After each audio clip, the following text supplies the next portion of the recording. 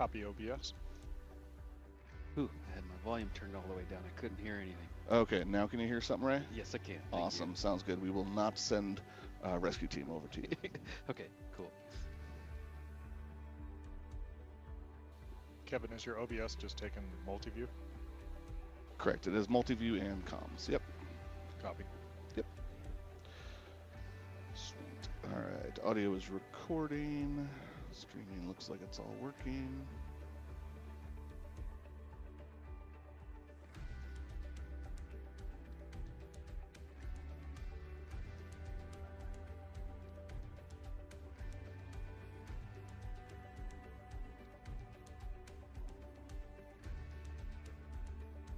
All right, band. Sorry about that. I am ready for sound check. I heard some bass there. Keys 1 is good. Thank you, Andy. Keys 2 and acoustic is good. I heard David's got it. Jimmy got your voice. Heard some snare. Thanks for the drums. Got Ryan's voice. Katie, thank you. Becca. And I think I heard Jen before. And Ryan, I think I just heard your guitar, but I wasn't looking at it, so I'm assuming that was you. Yeah. Jonathan, you want to check tracks? 1, Cool. 2, Got it. intro, 2, 3. Drums are good. And I think that's everybody. Thank you all. We'll start it in a minute and a half.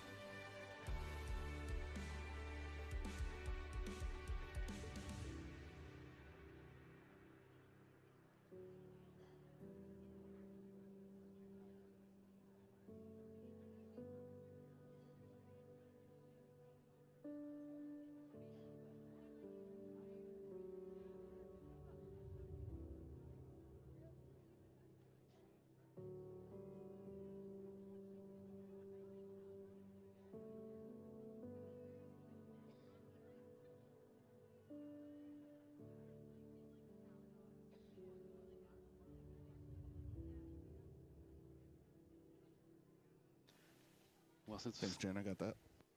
since it's so quiet, I thought I'd share a little observation sitting over here in the corner of the auditorium watching everybody come in. Just got this feeling that God is very pleased with the gathering of his people here to worship him.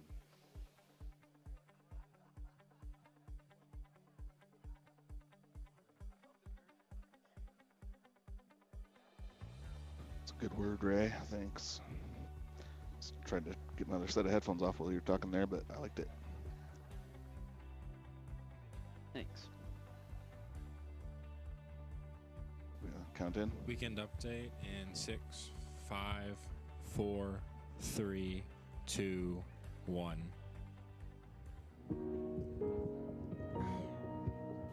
Just a reminder to say go video. That's our trigger word. Hey Journey, to Michelle push the here. button. I sure hope you guys had a great summer. Video roll. I can't believe it's Camera almost stand coming by. to an We got end. update.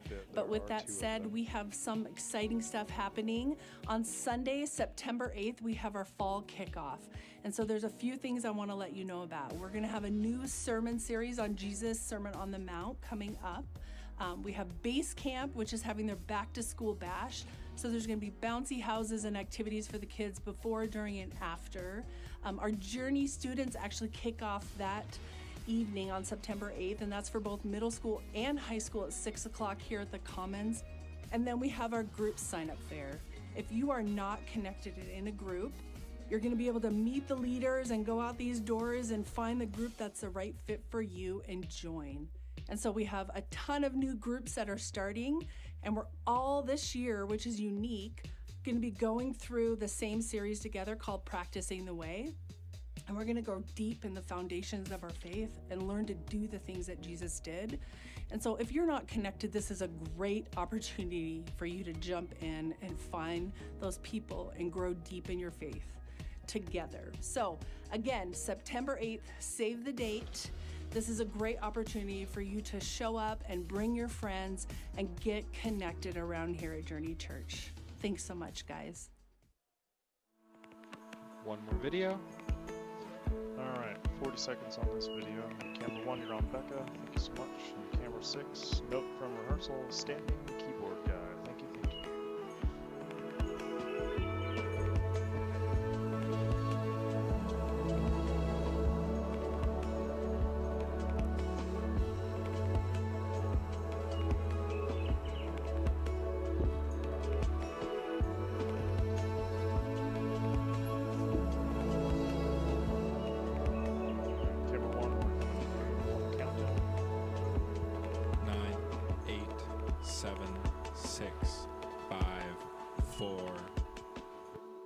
1, Ready? 1. 2. Take Good 1. morning, Journey. Intro. 2. Man, we're so glad 3, you're here. 4. Can you stand and join us as we worship the Lord together? Alright.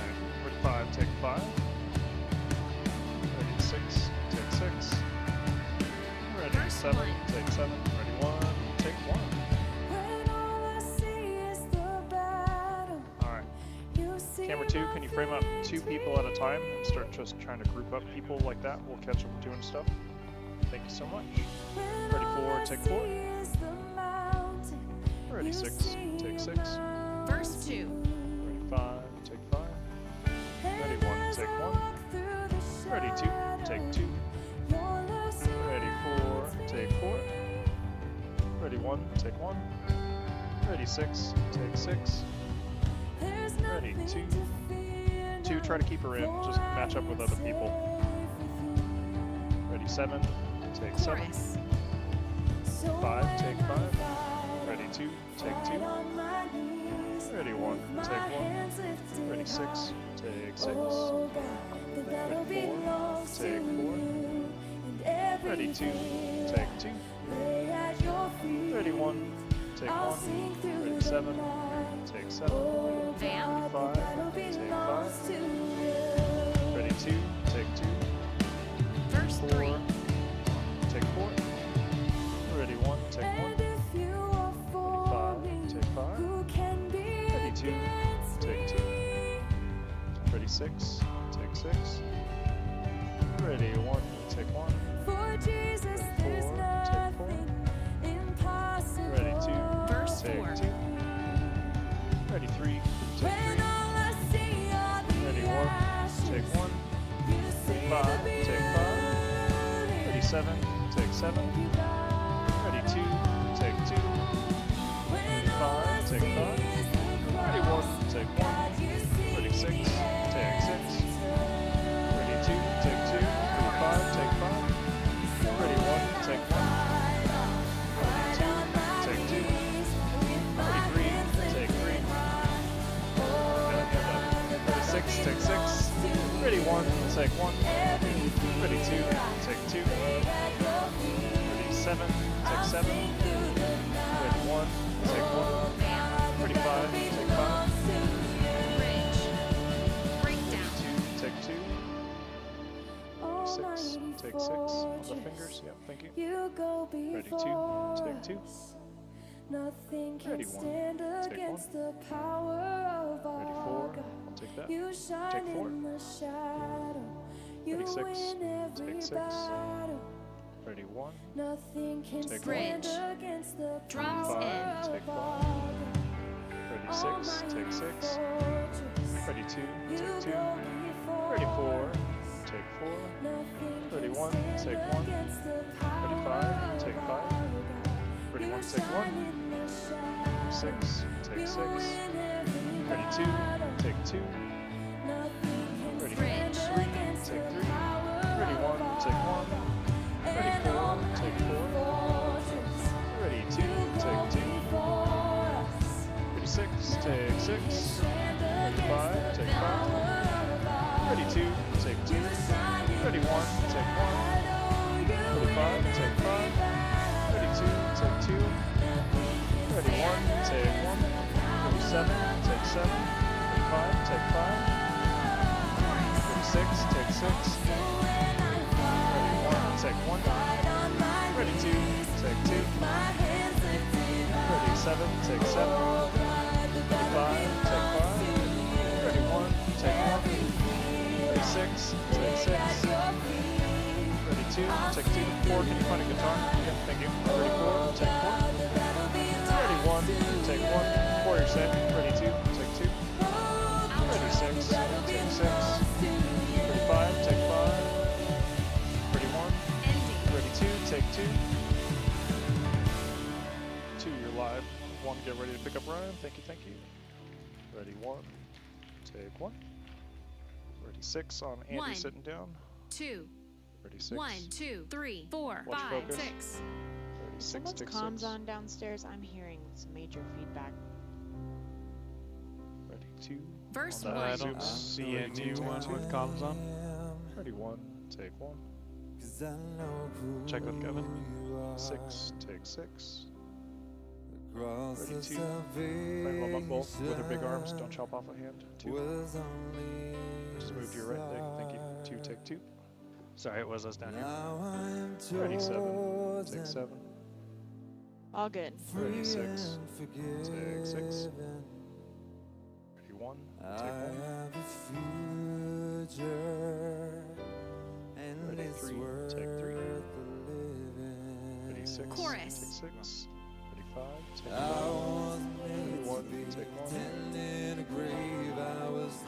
Ready, 6. Take 6. Ready, 7. Take 7. Ready, 2. Take 2.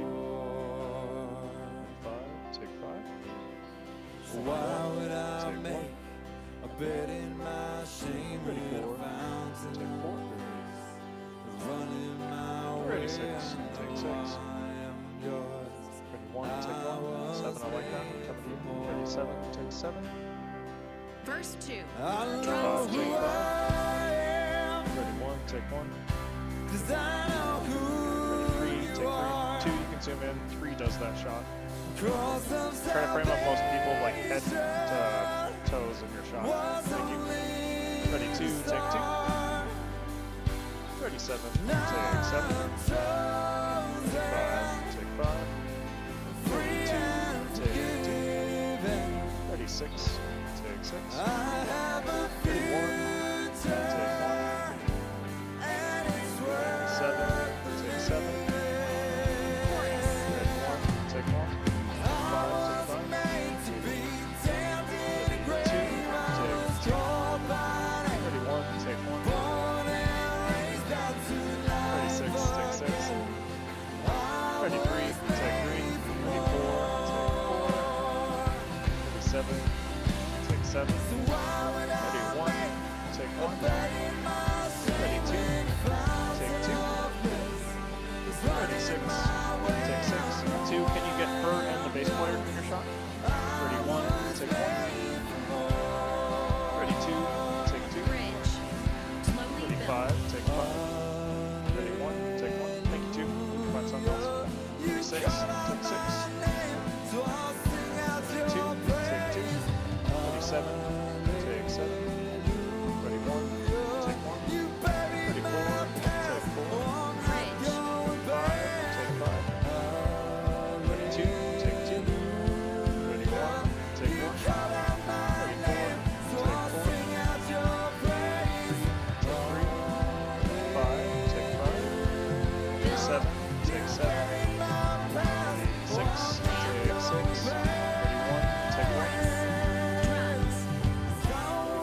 Take 5. Ready, 2. Take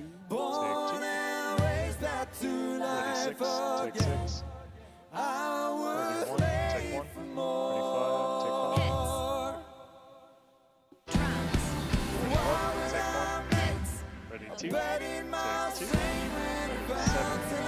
Hits. Drums.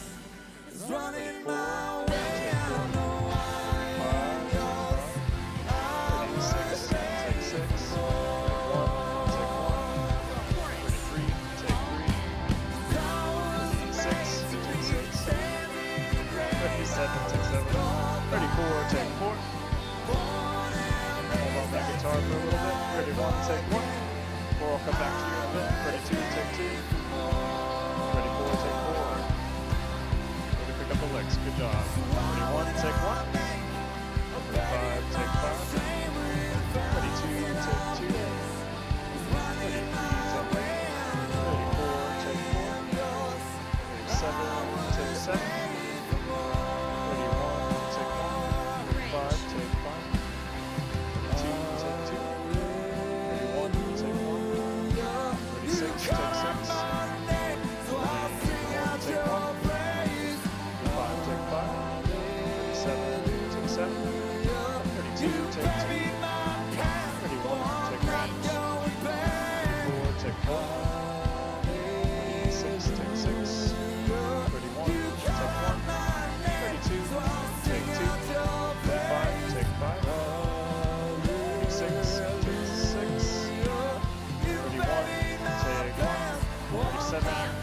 set. Breakdown. Take one. Ready, two. Take two. Ready, four. Take four. One, watch your head ring. Don't chop off his fingers. Take one. 5, take 5. Ready for host? Two, take 2. Ready, 6. On both of those guys, thank you, 6. 6, take 6. Ready, 7. Take 7. Ending. Ready, 2. Take 2. 2, we're going to hold on you. Hold right there. 1, you're safe to pick up. Go, host. 1, take 1. Thank you all. Start speaking, please. Jesus, we were made for more. Thank you that you did everything possible. Your life, your death, your resurrection, to give us a life that we didn't deserve so that we could be more because of what you've done for us. We give our life to you today. We humble ourselves before you today. We just want to hear from you today. What are you calling us to? What is the more that you're calling each individual to today? We trust you and we're listening. Jesus, it's in your name that we pray. And all God's people said, amen. Awesome. If you are here on site, go ahead and have a seat. If you're joining us online, we are so grateful that you are with us.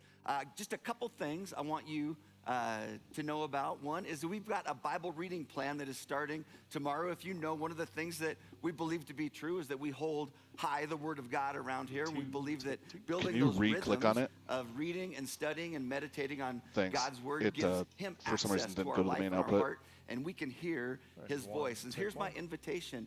You can join us in that reading. We do this together. We read the same thing each day together as part of our spiritual family around here. We're going to be jumping into the book of Luke, and then we're going to be, the next one after that, we're going to be jumping into the book of Acts. It's a Bible reading series that we're calling the Upside Down Kingdom. And so if you want to join with us in that, you can sign up using the QR code that's on the chair back in front of you. Would love to invite you to do that. And one of the fun ways to do that is just to even invite a friend. If you've got someone that you want to, hey, let's read through this together, and we can even talk about the things that we're learning and Do you hearing. think the do Serve that QR with code will a do the same? friend. Should I just click on it? Second thing I want to talk with you Go ahead and go to about the next slide. is a phrase that we use often And around here then because we believe this is wait really for important. it. We want to create an environment at Journey, even in and around our worship your left, gatherings, try where to hold people stuff. feel known and loved. So the next thing And I know when it's is a it just big affects group the like this, it's LED probably wall. It really puts easy the to just serve, slip in Right. and slip sign out and up, think but like, I don't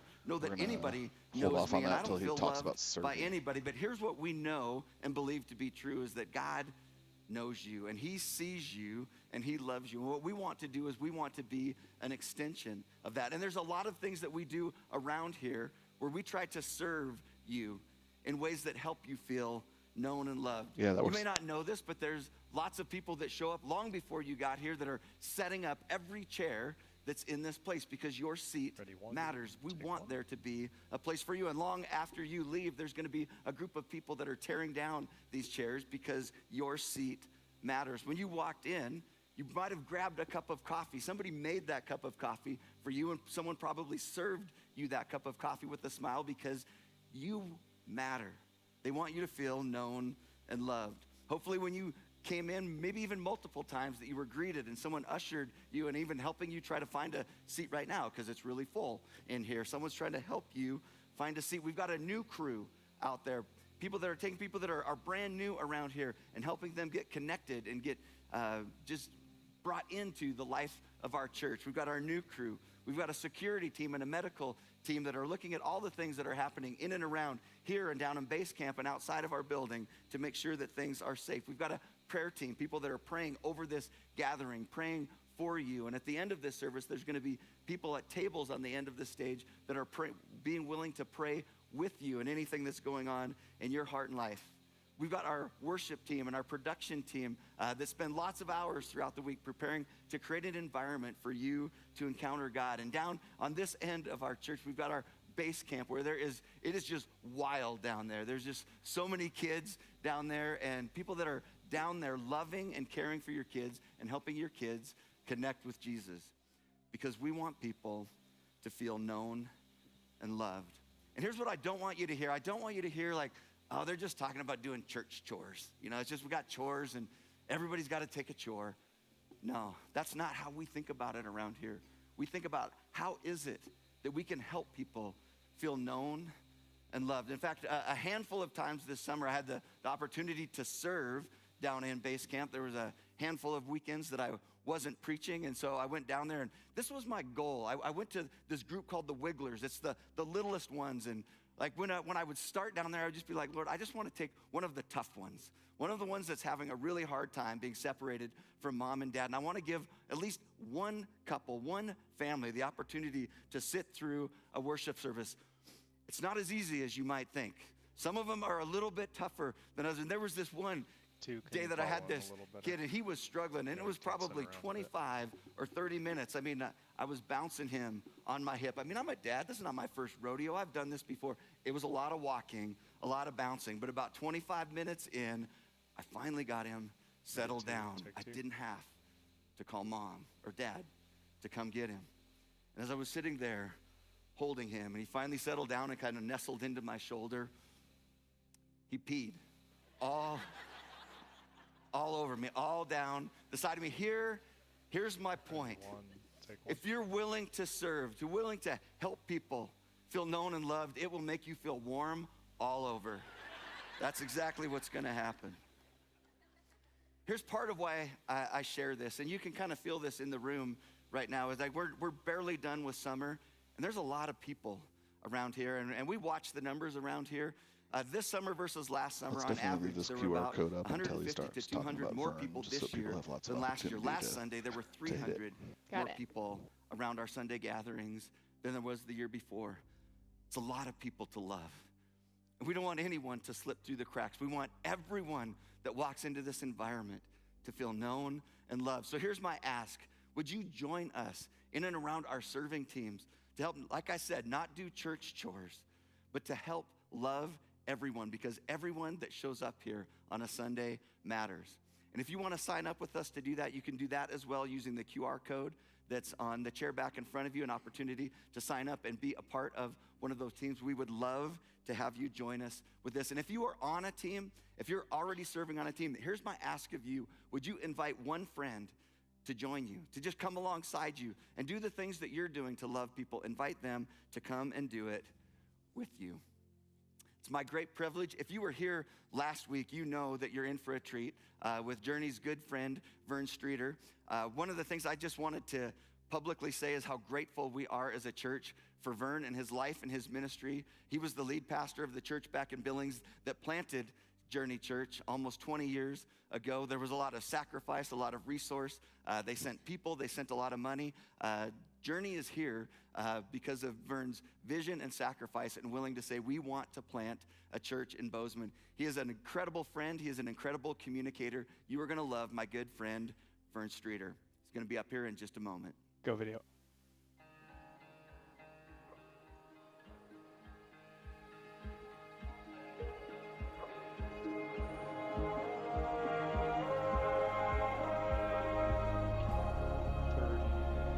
Seconds on the video. I want to get ready to pick them up. Looks like we got them.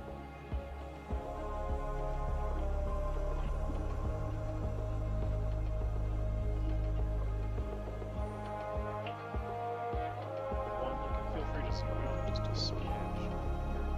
Almost like on the top of Bob's head. I forget what this guy's hair looks like. If it's big or not. 10, 9, 8, 7, 6, 5, 4, 3, 2, 1. Good morning, Journey. Go speaker. Good morning On to your you. life. Thanks for letting me come back. I know that last week was a little intense, and today will be less so, but no less important. We're going to be in Genesis chapter 32. If you've got a Bible, please turn to Genesis 32. That looks great. You can lock it down Today and we're go. going to talk Thank you so about much. Jim Bridger, of all people, and Jacob, and the end of self-sufficiency. And we're going to see Jesus in all of this, because the series that we're wrapping up today is about showing and seeing Jesus in the Old Testament. And so we're going to see Jesus today in a very odd encounter with one of the patriarchs, Jacob. but I also want to talk about Jim Bridger. I have some fascination and interest in the explorers, the mountain men that kind of roamed this region. I'm talking about Jim Bridger today because, well, I'm in Bozeman. So Jim Bridger, as you know, is everywhere. There's Fort Bridger, and there's the Bridger Mountains, and the Bridger Wilderness, and Bridger Bowl, and Bridger Trail Run, and Bridger Creek Golf Course, and there's a few schools named after Bridger, and there's dozens of entities in Bozeman with the name Bridger in there, perhaps most notably Bridger Brewing. For those of you who eschew a Coors Light. I think there's a lot of dogs named Bridger as well in Bozeman. But you could find a lot worse people to name something or someone after. But it was a rocky start for the grand old man of the Rockies, as he's been called. I'm indebted to the historical research of a couple of authors, John Walton and Grace Hebert, as I've learned much about Jim Bridger. He was born in 1804, an explorer, mountain man, trapper, scout, guide. He was a part of the second generation of explorers that came in through this region behind Lewis and Clark. He was one of the first to see the geysers of Yellowstone. He was the first outsider to see the Great Salt Lake in Utah. He's the guy who pioneered the Bridger Pass, which went from central Wyoming and shortened the Oregon Trail by 61 miles, not insignificant. And then there's the Bridger Trail that's named after him, and that's because he found a way from Wyoming into the gold fields of Virginia City. Bridger was savvy and wise, and nobody knew the Rocky Mountains like Jim Bridger. The railroads relied on him heavily to get through the Rocky Mountains. He was 6 foot tall, thin and wiry, surprisingly strong.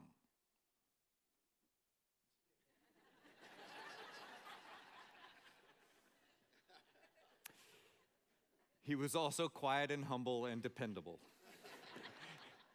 One of his friends says this about him: he was the one man of the time that I never heard anything but good spoken of. To me, the simplicity, gentleness, and kindliness and absolute truthfulness of his character marked him as a man above the common. And you know, we should all aspire to that, to have people speak that way of our lives and our character. Where John Coulter was first into the region, Jim Bridger was revered in the region. And he was the grand old man of the Rockies, but got off to a rocky start. And the rocky start was an event that's now made horribly famous in the movie The Revenant. So, show of hands if you've seen The Revenant, please. Okay, so for a bunch of you, I'm going to ruin but you've had a decade, you know, it's been out for long enough. I'm going to ruin part of it for you. So I need you to know that when my friends saw The Revenant, they would come to me and say, "Don't see The Revenant." And I'd be like, "What?" They're like, "Don't see The Revenant." And the reason they're saying this to me is because I have an irrational fear of grizzly bears. And so there's this grizzly bear attack that is historic, and they do a pretty good job of showing how terrible it is in The Revenant. And so my friends were like, "You just don't want to see it," but I'm doing research on Jim Bridger, so of course I see it, and it's as horrific as I expected it to be. However, the written descriptions of the attack are worse. But I have some history with grizzly bears. Well, first, okay, credibility dump right now. I'm a grizz. Okay, so let's just cover that. Okay. I got one brother back there somewhere. We're standing strong. It's not my fault. My dad graduated from the U. I went there for a couple years. Then Jesus took me back and I transferred. So you can use that how you want, but I didn't transfer here. It was a different school. But I've only drawn my weapon once in the backcountry. Was bow hunting and came around a grove of trees, and about 30 yards was a grizz rooting around, and I saw that grizz before that grizz saw me, and so I drew my weapon but slowly backed away, and then my buddy's behind me, and he's from out of state, so he didn't know what was going on, and I said, "Get your bear spray out, get your bear spray out," and so he's, you know, trying to find his bear spray and not spray himself, you know, and And then I'm just kind of tracking this Grizz, and he wins us, and so he just starts to move away.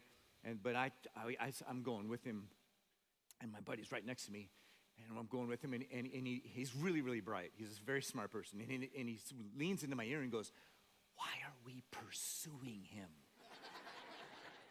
So I was like, that's actually a good question. I said, because I want to see where he goes, so he doesn't come back and eat you. Oh, okay. My horse once was in the backcountry, and there was this tremendous commotion while I was trying to sleep, and it was out happening where my horse is on a high line. And so I come flying out of the tent with headlamp on and guns, headlamp blazing, but guns not. But and I go right over to my horse, and he's torn down the high line, but he's just standing there with these big old eyes, and he's looking at me like, "Did you see that? Because that was scary." And I was like, "I didn't see it, and I'm sorry, buddy," and I get him all calmed down and put back to bed. But I'm telling you, that was a Grizz.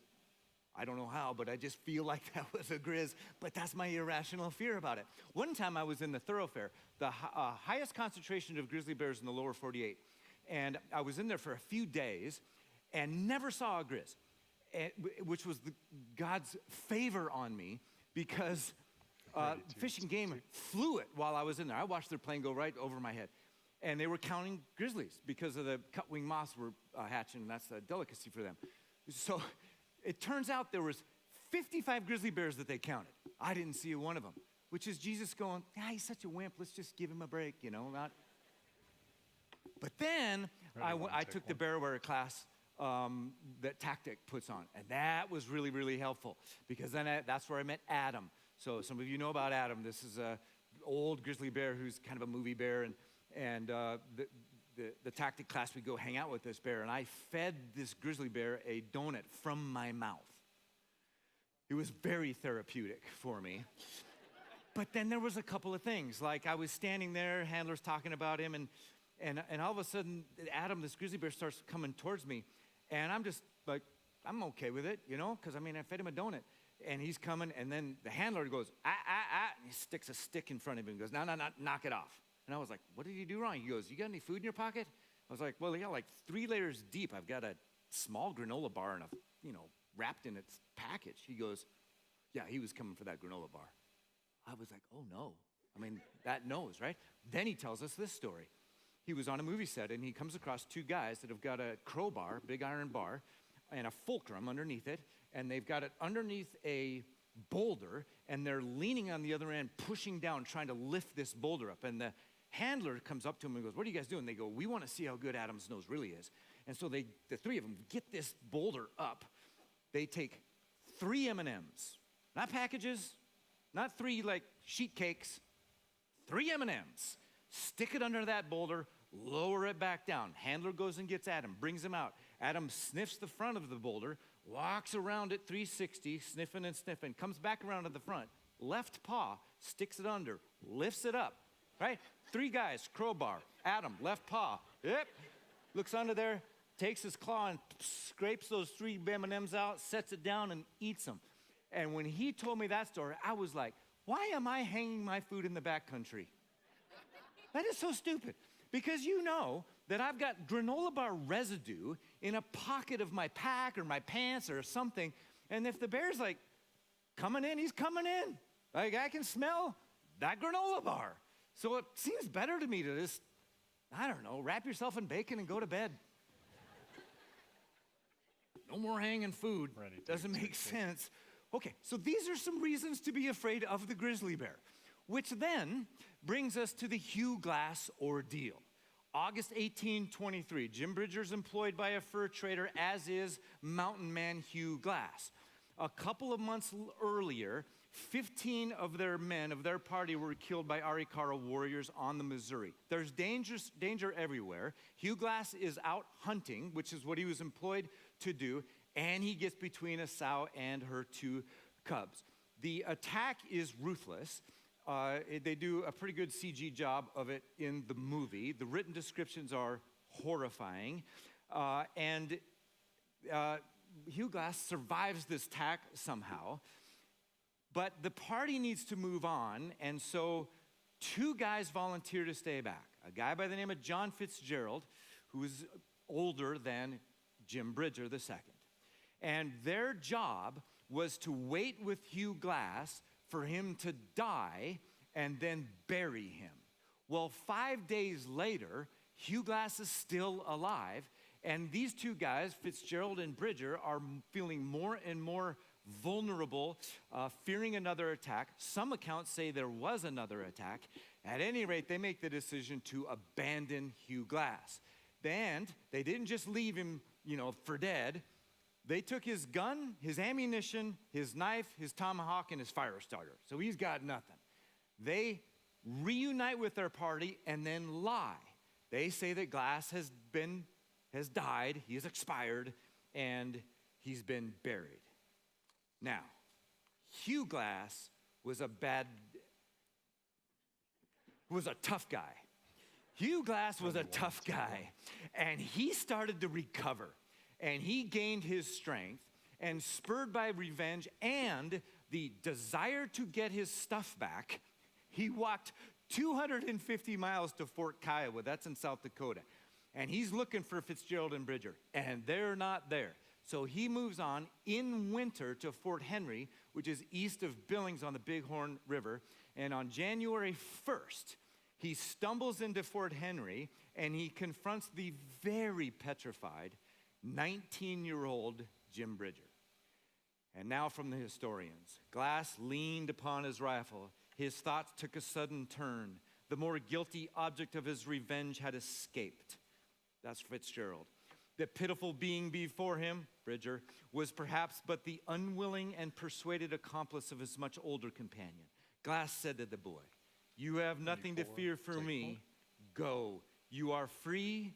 For your youth, I forgive you." One other historical account says that Glass says this, "Go, my boy.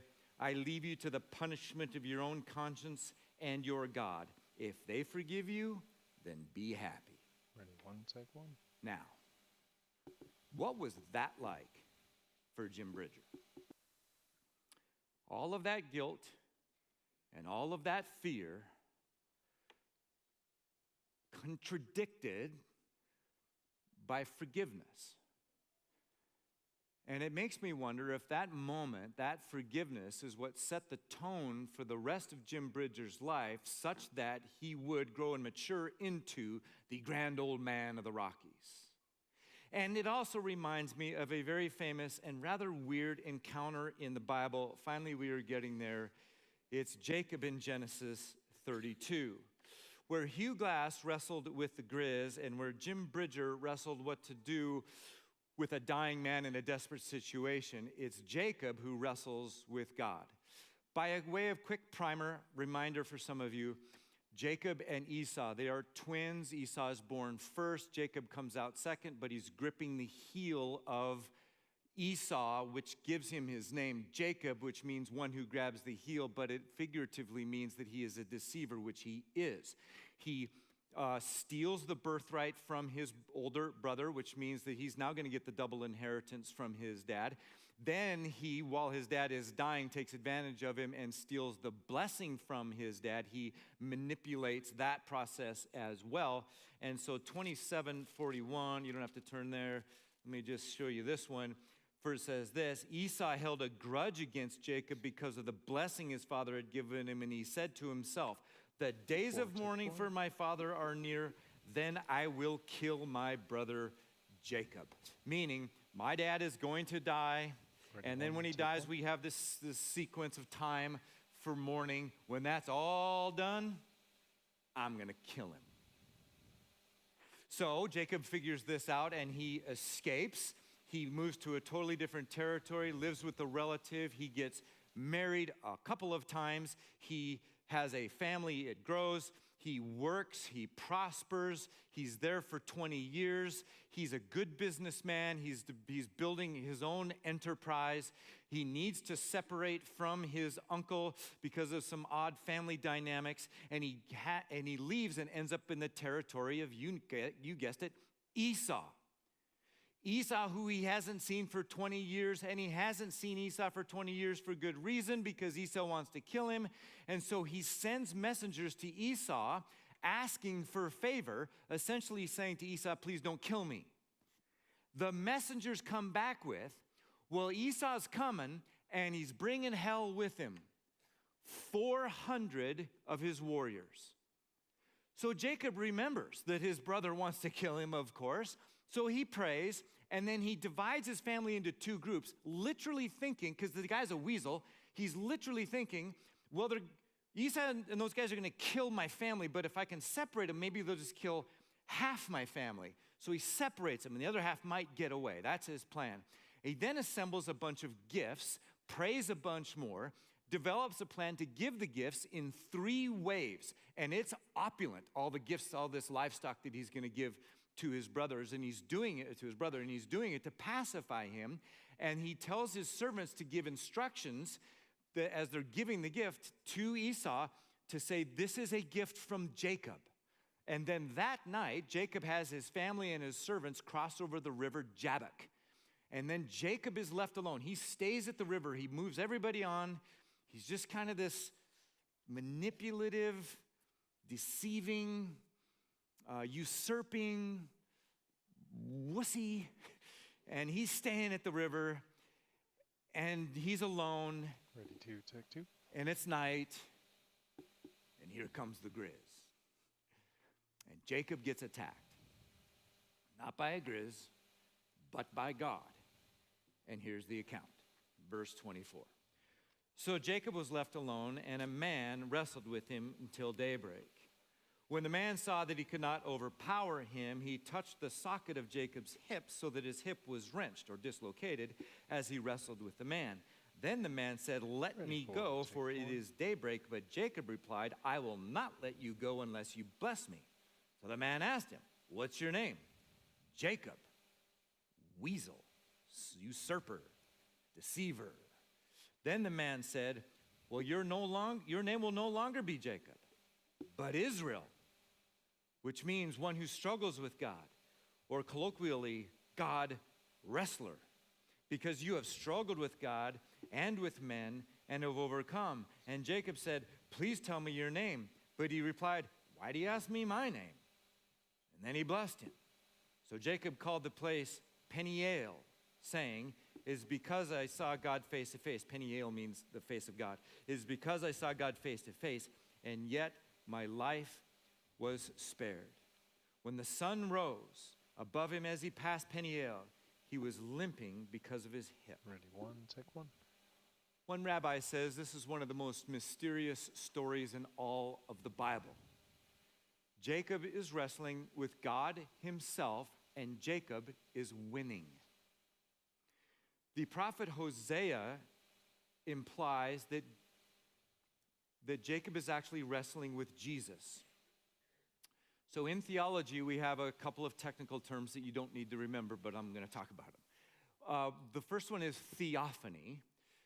Theos, God. Theophany. A theophany is when you're reading in the Old Testament, you see a manifestation of God that is tangible to the human senses. The burning bush for Moses, theophany. The pillar cloud, theophany. When God visits Abraham, theophany. Under theophany is another term that's descriptive. It's Christophany. You can figure that one out. Christ as in Christ. Christophany is a manifestation of the second person of the Trinity, Jesus, tangible to the human senses. So this is God as second person of the Trinity, pre-Bethlehem event. Okay, pre-birth from Mary, showing up in a scenario. In this scenario, Jacob is wrestling with Jesus, and there's going all night. And Jacob is winning, and Jesus cheats, which I think he's entitled to. You're the creator, but did you read it? He cheats. Like he's struggling with Jacob, and he reaches out and touches his hip and dislocates it, which you can't do, and neither can I, but Jesus can. But at any rate, that's his method, so it works in the octagon, and so he He dislocates his hip. Jacob, remember he's hanging on to his brother's heel coming out of the womb?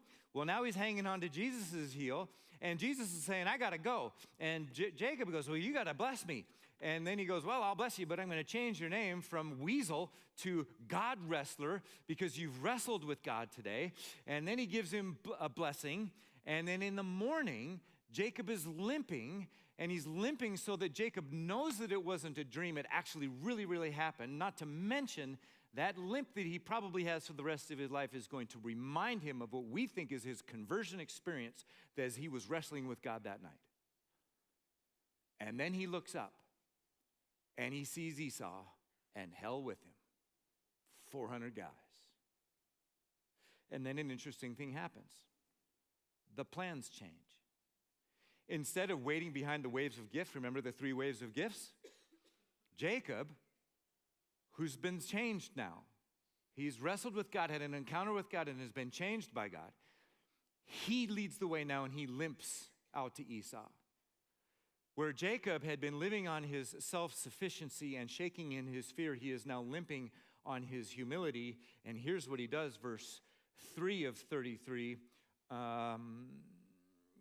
He himself went on ahead and bowed down to the ground 7 times as he approached his brother.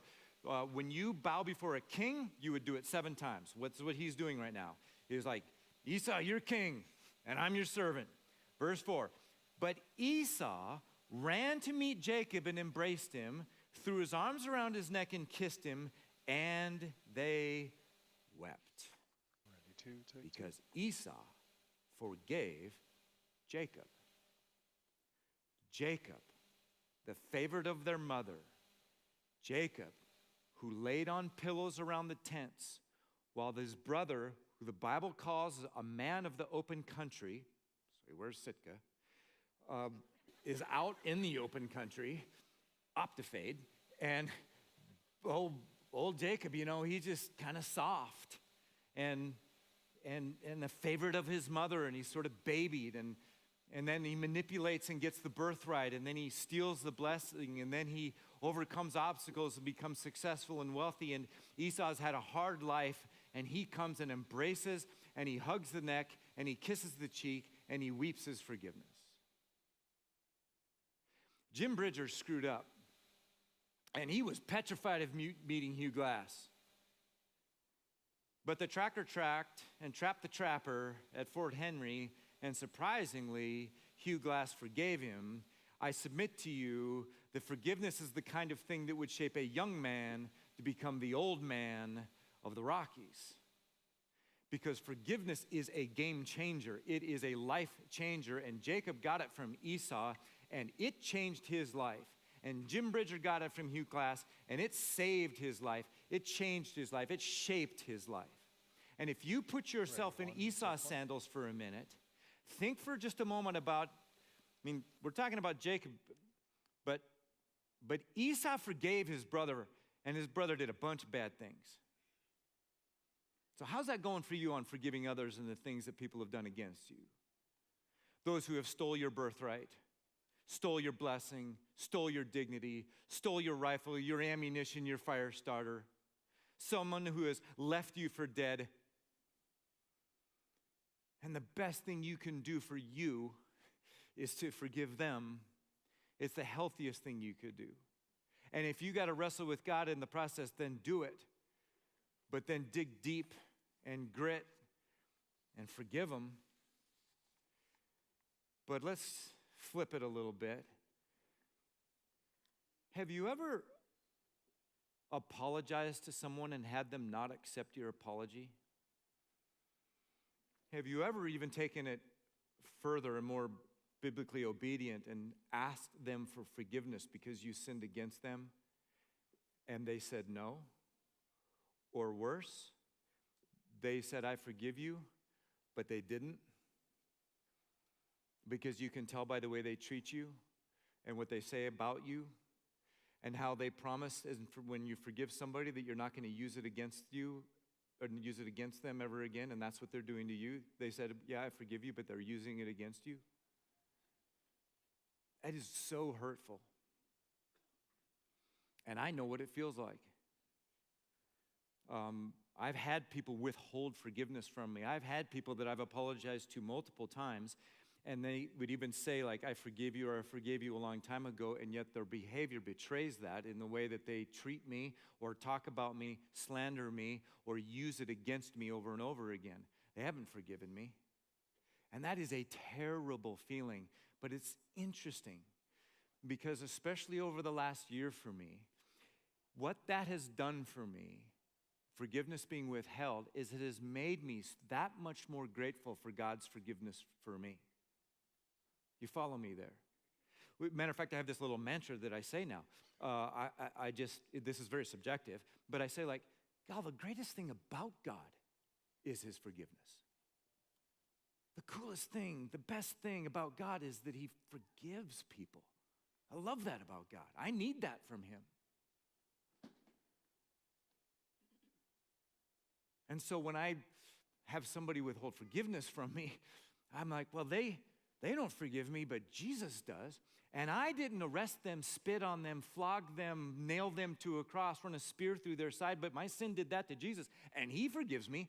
So I'm going with Jesus on this.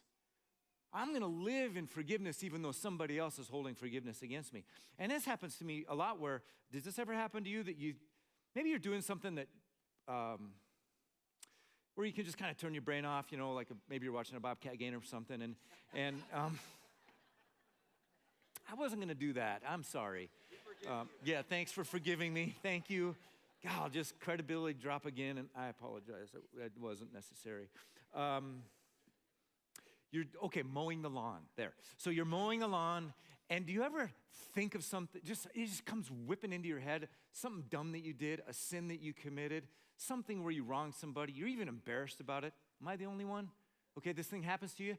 And so what happens to me now, and it's just my ritual, because there's a lot of these, and I'll think of it and go, and then I tell the Lord, I'm sorry about that. And then I say, will you forgive me?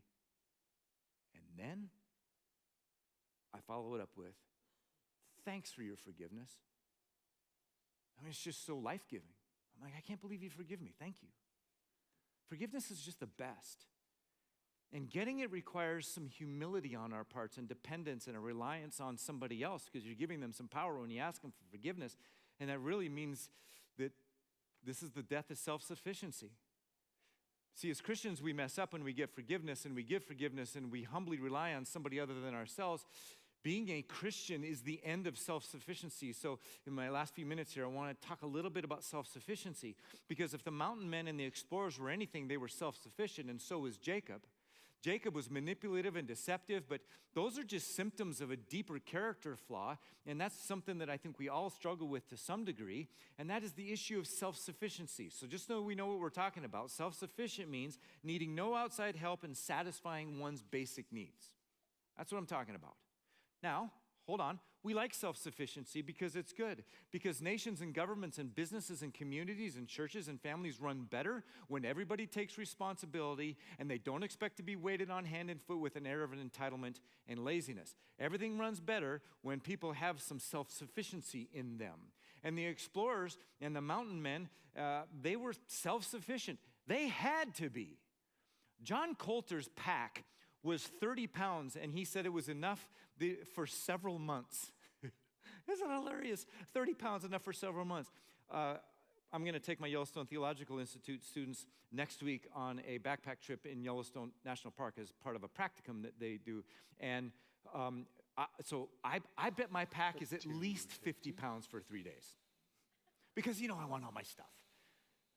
These guys have 30 pounds for several months. That's self-sufficiency. It's a good quality, but only so far and only in submission to an ultimate authority. Self-sufficiency only works in the long run in humility and dependence on the rightful awareness of God's presence in our journey, where we are accountable to God and dependent on God.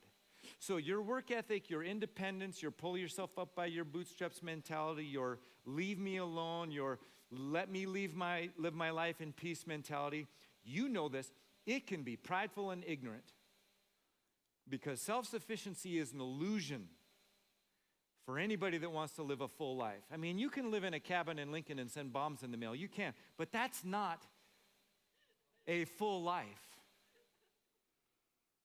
And it keeps people from God.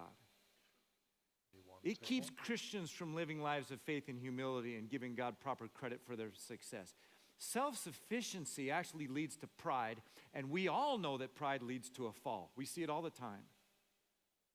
And so maybe you need some time on the Jabbok River wrestling. You know how we use that sometimes as a colloquialism in Christianity? We say, I'm really wrestling with God right now. Roll. Do that. Apparently God likes to wrestle. So he wants to wrestle with you. He might cheat. It might hurt a little bit, but that limp is just going to be part of you understanding who you are and who God is, and you relying on his grace and sufficiency for your life. So you're not self-sufficient, you're relying on him. Jesus attacks Jacob on the banks of the Jabbok River, and Jacob's self-sufficiency was crumbling. He's afraid he can't protect his family. He might lose it all. Esau's hell-bent on revenge. He's bringing 400 warriors with him. He's been manipulating and scheming his whole life, and it caught up to him right there on the Jabbok River.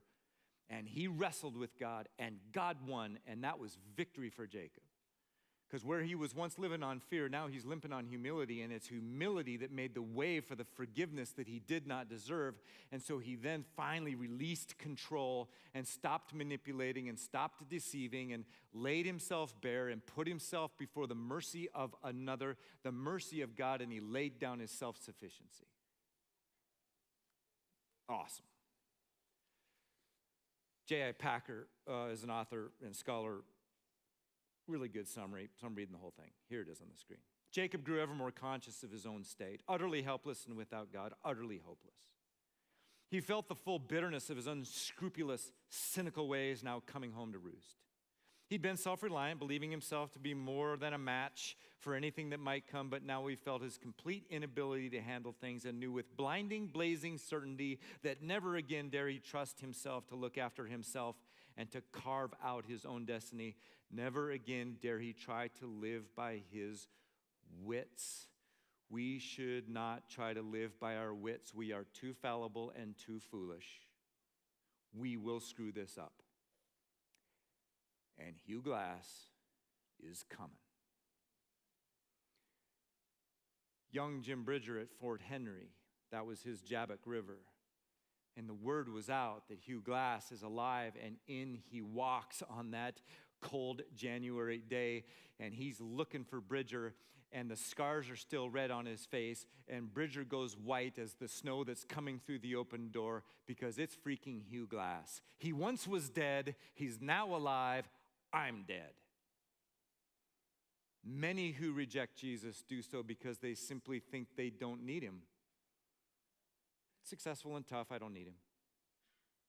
Self-sufficient, deny sin, I can get better on my own. I can change at any time. I'm the master of my own destiny. I'm good. I've got faith in myself, my instincts, my skills. Don't need God. But something you need to know about God is that he is just too loving. He likes you just too much to let that continue. He wants you to live a life that's full and free and forgiven. And so what does it take then for a person to actually consider God? Sometimes it takes crisis and tragedy and obstacle and things are out of control. Attacked by Jesus at the River Jabbok, Hugh Glass walks into the room. But you don't have to wait till then. You can just make a decision to humbly drop your self-sufficiency and turn to your Creator who loves you and will be holding you accountable one of these days. You know, not even Jesus was self-sufficient. Matthew 5, Jesus says over a few times, like, I can't do anything by myself. I only do what pleases God. I can't do anything without my Father. I do what he tells me to do. Jesus would never have gone to the cross if he was self-sufficient. He was doing that out of submission, driven by a love for us, not a love for himself. And so Jim Bridger got old. He suffered from goiter and rheumatoid arthritis, and he went blind, and he died at the age of 77. It's the same thing that's going to happen to all of us. And come on now. It's the end of self-sufficiency when you die. Turns out you weren't that sufficient after all.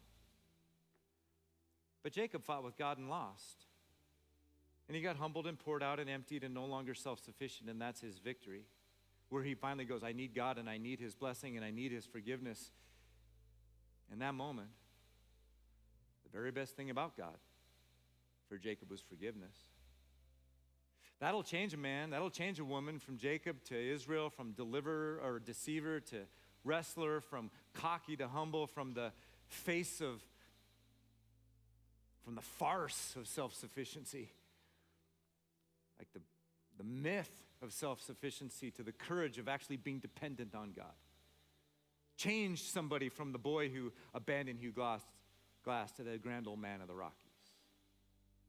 So may you wrestle with the Grizz.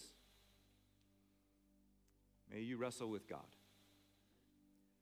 and survive it. And while wrestling, put to death your self-sufficiency, which will then allow you to thrive on the very best thing about God: forgiveness. Would you take a moment to pray, please? And I would like you to just speak to God about some of the things that you're thinking about as we went through his scripture today and talked about some of God's for this one? qualities and character, and what might you need to say to Anyone God take one? now. One, get ready to follow him. Yep.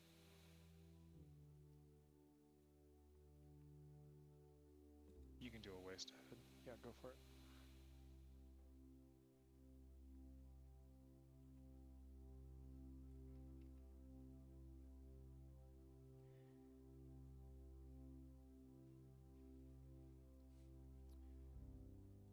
And maybe you haven't ever experienced forgiveness from God or talked about that with him, so you could just tell him, 4, really, I'm I've seen you sorry. back. 7, I've seen you moving for a while. And will you forgive me? 6, And what if you're you're there, can you apologizing point for at is something sin, bright so I can see wrongdoing. ya? Nobody's hurt your happiness more than you. The hurt that you've caused yourself and others, just sorry. Please forgive me. And then receive his forgiveness with gratitude. Say thank you. Thank you for your forgiveness. I need it.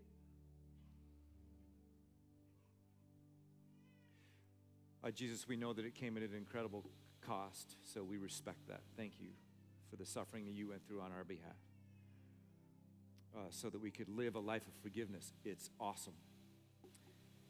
In your name we pray together. 6 Amen. is your pterodactyl. We're going to share communion together, you guys. It's a great time to do that. Because communion is not a time to feel guilty.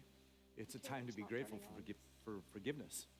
So you get this tangible action right now where you get to do that. So music's going to start. You got plenty of time. There's a couple of songs. Work your way up the aisle.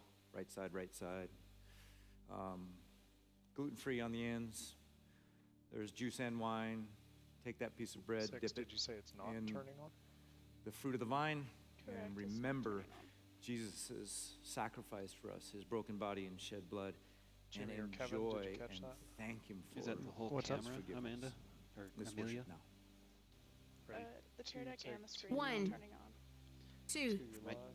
You might try 1, reseating 2, the battery. Coming to you. 3, reset the battery. 4, 1, you're live.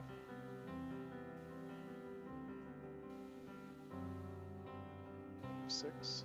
No, yeah, that's right. verse, Ready, 2, take 2. I am Ready, 1, guilty, take 1. Ready, 4, ashamed of what take 4. I've done, what I've become. These hands are dirty. Ready, 1, take 1.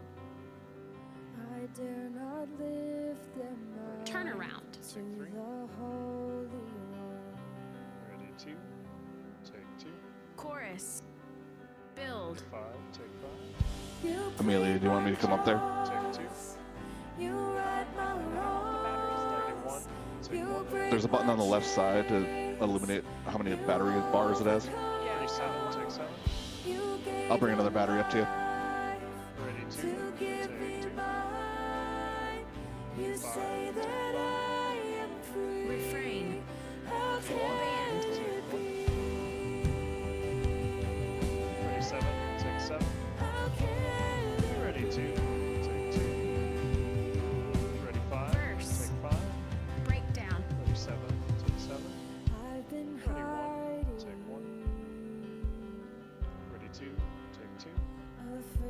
I've let you down.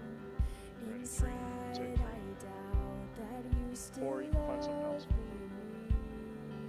Ready, 4. When he starts playing, hold on But that. in your Ready, 2, eyes, take 2. there's only Turn around. Ready, 1, take grace. 1. 4,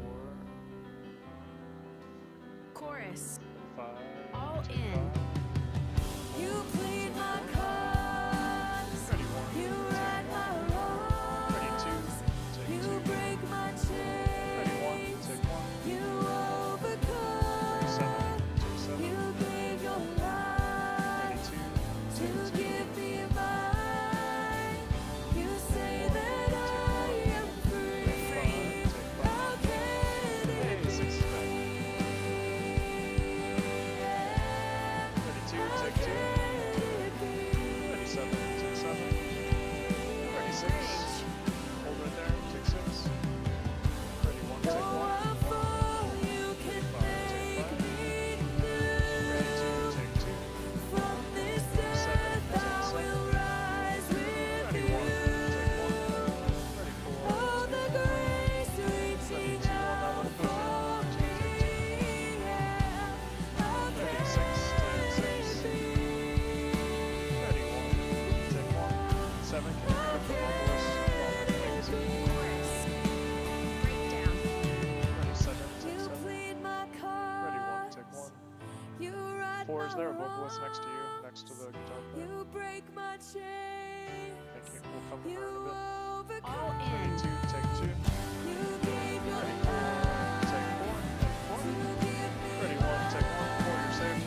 7, you're safe as well. that I am free. Ready, 3, take 3. 5, take 5. You plead my cause. Ready, 6, take 6. Ready, 2, take 2. Ready, 1, take 1. Ready, 5, take 1. You gave your life Ready, 1, take 1. to give me mine. 7, take 7.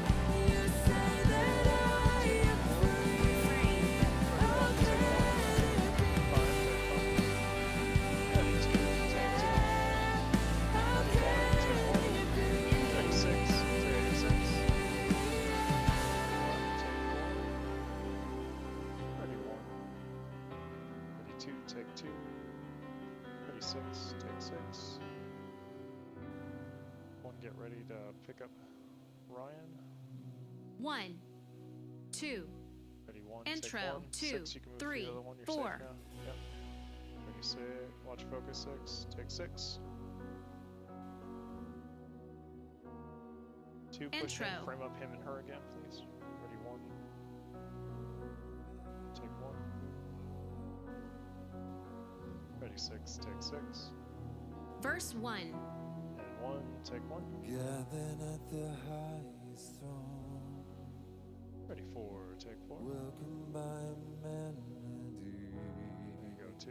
Ready, 2, take 2. anthem I have always known, Ready, 7, take 7. a song that's always been Ready, 1, with take me. Pre-chorus 1. All glory Ready, and 6, honor, take 6. dominion and power to Ready, 1, take 1. you. Chorus. Drums in. 7. A 7. million angels fall, face down on the floor, Ready, 1, all take to 1. echo holy is two, the take Lord. My heart can't help Ready, but 6, sing take 6. with all of heaven Ready, 1, roll. take 1. Forever echo Refrain. holy is Okay, the 5. Lord. Ready, 1, Oh, take 1. oh, Ready, 2, oh, take 2. oh, Ready, 7. forever take echo 7. Bam. holy Ready, 6, is take the 6. Verse 2. Ready, 1, take 1. Memorized by 5, every heart. take 5.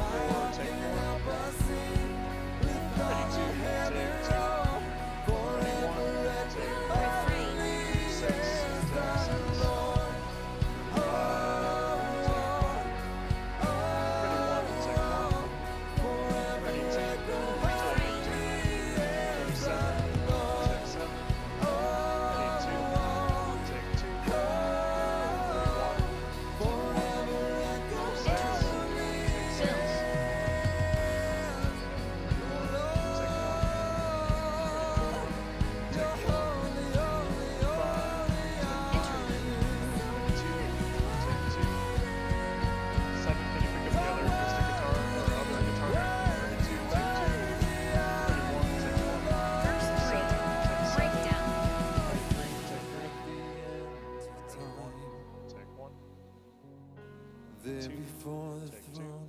Thank you for that push. 6, ready 6, take 6. Majesty Ready before 4, my eyes. take 4. Let Ready 2, it take my take breath 2. away. Ready 6, take 6. Chorus. Drums in. 5, How million angels Take fall, ready 1, face down on the take floor. ready All 2, to echo take two. holy Build. is the Take 6. Lord. My heart can't help but sing with all I had and all.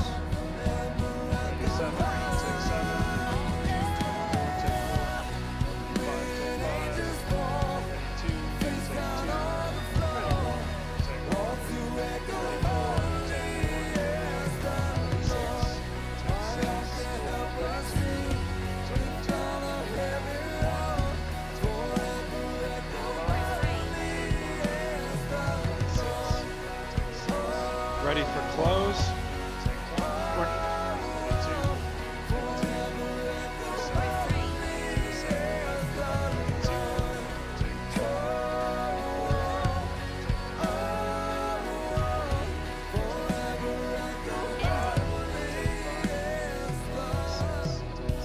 Ready 2, hold on that. 2, you're live. Ready 1, get on Bob. Ready 1, take 1. Go close. Oh, wow. Start speaking. Great worship. Vern, thank you so much for encouraging us to wrestle with the Lord. Wrestle. Wherever the Lord wants to take us, let's wrestle with him. And maybe there's some of you right now that you are wrestling with the Lord and you want someone to wrestle with you. We've got people that will wrestle with you in prayer. The table's at the end of the stage. If you have anything that you're carrying in your heart, we would love to pray with you and for you in any way. One of the things I want to invite you to do as well is sometimes we can Choose just the connect rush card out now. of here, but if we want to be a place where people feel known and loved, just take a little bit of Put time. that up Just when say we talk hello about prayer to next someone time. that's around you. I think Give them that there's- first he's not hitting opportunity it to let them directly, know, but I see you. having it You up are during all known and this would loved. be And I good. also just always want to say, Yeah, Journey, sure. thank you so much for your generosity. Everything Give, that yep. we get to do around here is because you are a generous church. And if you haven't started your generosity journey with us, there's some ways that you can do that. I want to invite you to be a part of our family in that way. I love you, love you, love you, Journey. You have a great day. Let's go song credits.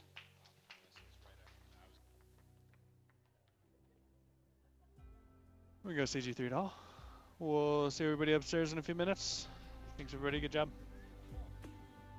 Director off call. Thank you all. Thanks, everyone. Again, we'll see you upstairs in about 5 minutes to do our huddle.